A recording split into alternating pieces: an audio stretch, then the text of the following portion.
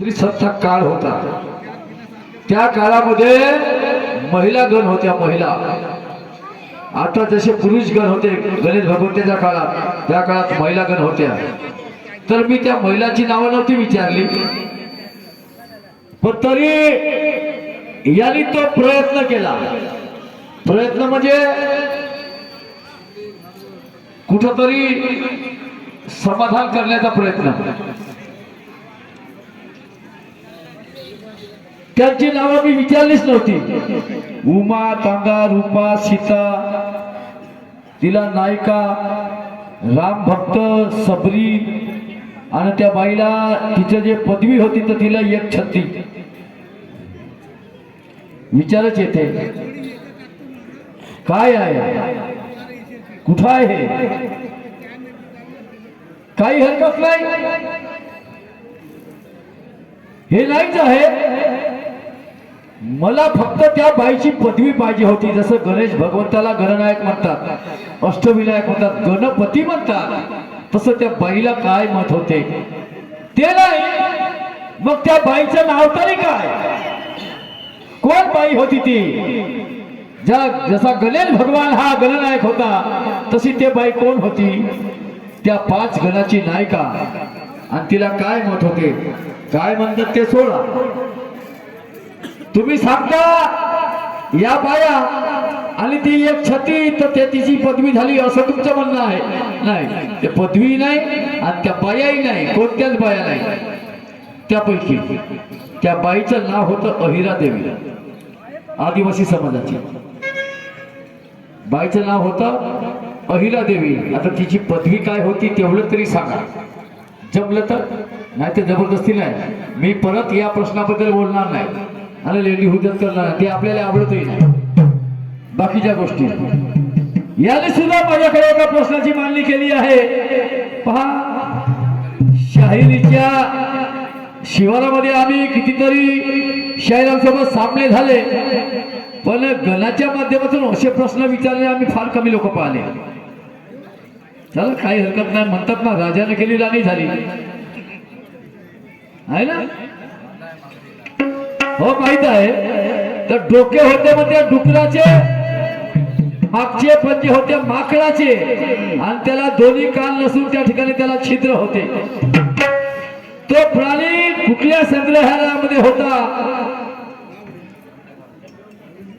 ते सांगा, त्या प्राण्याचं नाव काय?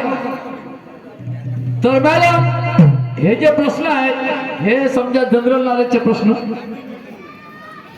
परंतु हे प्रश्न शायरीची शोभा वाढवू शकत नाही, शायरीची शान नाही वाढवू शकत असे प्रश्न। शायरीचे प्रश्न काही वेगळे असतात, शायरीच्याच हिशोबाचे प्रश्न विचारला पाहिजे।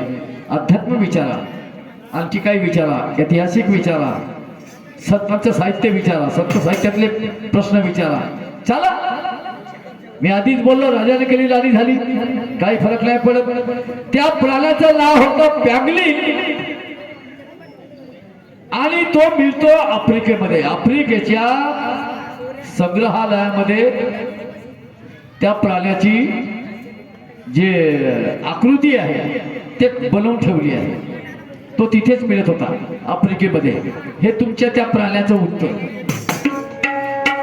खरं असेल तर खरं म्हणा, खोटं असेल तर खोटं म्हणा, त्याच्याबद्दल काही वाद नाही मला म्हणायचं। माझं गाणं आहे का?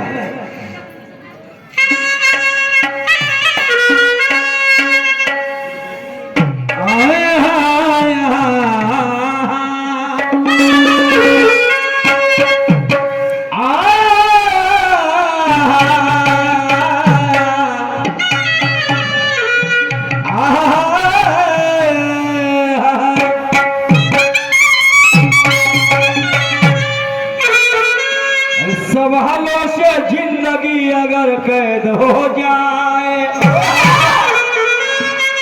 सवालों से जिंदगी अगर कैद हो जाए, तो जवाब की औकात हो कि वो जमानती कर जाए। सवालों से जिंदगी अगर कैद हो जाए तो जवाब की भी औकात हो कि वो जमानत कर जाए। समझने में कोई मर्दानगी नहीं होती, वो फल निर्माण करो कि दुश्मन जीते जिद्दीची मजा आहे. रावणाच्या राज्यात राहूनही विभीषण बिघडला नाही. रावणाच्या राज्यात राहूनही तो विभीषण बिघडला नाही. पण त्या रामाच्या राज्यात राहूनही आणि ते काही सुधारली नाही. सुधारली काय? रावणाच्या राज्यात राहूनही विभीषण बिघडला नाही, मात्र रामाच्या राज्यात राहूनही काही सुधारली नाही. म्हणून म्हणतो सुधारणे किंवा बिघडणे हे विचारावर अवलंबून असते, परिस्थितीवर नाही. विचाराची दिशा बदला तर परिस्थिती बदलल्याशिवाय राहणार नाही. अगर लहू का रंग बदल सकता है, अगर लहू का रंग बदल सकता है, जीने का ढंग बदल सकता है, कोई इंसान अपना ईमान बदल सकता है, तो विचारधारा बदलने में कितनी देर लगेगी? हम आजादी का जश्न तब मनाएंगे जब इस देश की मूल निवासी कौम जागे. त्या दिवशी या देशातली मूल निवासी कौम जागृत होईल. खऱ्या अर्थाने यांना कळून येईल की या देशाचे शत्रू कोण आणि मित्र कोण. त्या दिवशी समजा स्वातंत्र्याचा सूर्य आणि तो तुमचा स्वातंत्र्याचा दिवस असा आहे. आमचे मित्र या कार्यक्रमाचे आयोजक सरपंच साहेब प्रकाश भाऊ अंजनकर याच्याकडून आम्हाला 200 रुपयाला पारितोषिक मिळालं आहे. आणि घाई गडबडीमध्ये आम्ही नाव घ्यायचं राहून गेलं त्यांचं. मी त्यांना क्षमा मागतो आणि त्यांना मी माझ्या पार्टीकडून धन्यवाद देतो, आभार मानतो. तर गाणं कसं आहे माझं, एक नवीन विषय आहे बघा.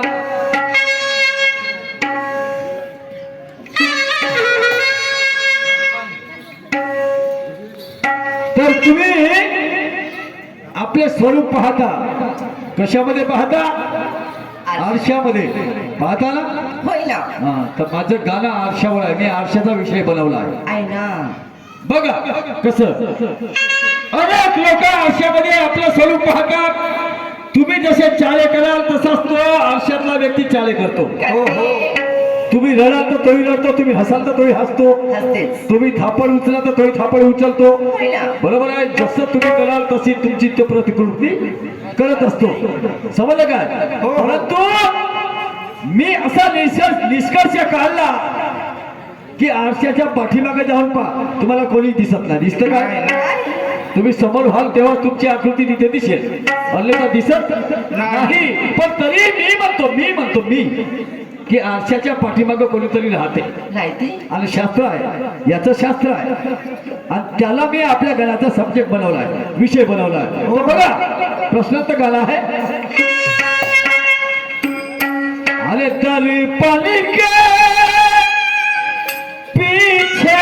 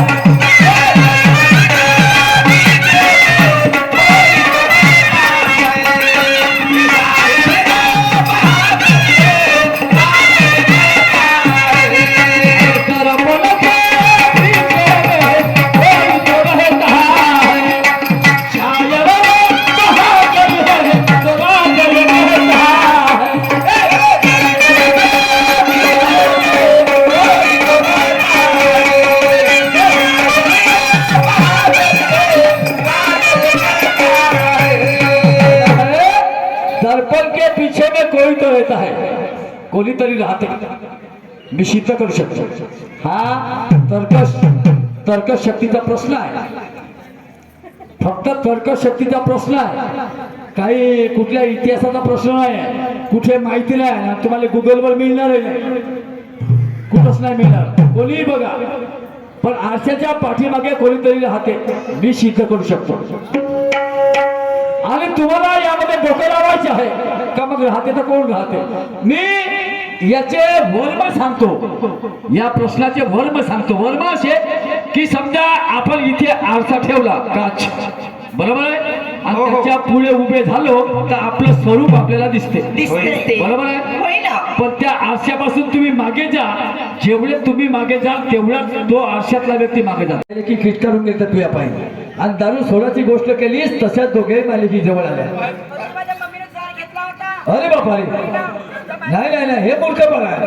अरे कोणासाठी दवाई घेतात तुम्ही? हे अशा माणसासाठी नाही नाही नाही, याला सुधारण्याचा प्लान. छोटू मी काय म्हणतो, दारू सोडासाठी दवाई नाही लागत, हे सगळं मनावर आहे. मनावर बंधन केला म्हणजे केला. हा, आणि तुम्हाला याच्यानंतर कधी दारू पिऊन दिसेल ना, मला काही नाही, मी स्वतः पोलिसात तुला टाकेन, पोलिसांमध्ये रिपोर्ट देईन आणि तुला अंदर करीन मी, ठीक आहे. याच्यानंतर दारू पिऊन दिसला नाही पाहिजे, ठीक आहे.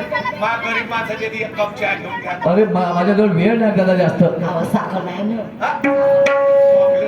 म्हणजे त्या शिंग्याच्या गाठ्या असतील ना, त्या कुचकाच करणं पण काय ना होत. घरात साखर नाही ना पाहुण्याची आपल्याला आम्ही. ठीक आहे छोटू, मी चालतो, ठीक आहे. या ठिकाणी माझी वेळ संपली, यानंतर शिवालय मागेवर आपल्या राऊंडला सुरुवात करतो. धन्यवाद. चाल का हो बाई, चाल का बाई, काटा फुटायचं.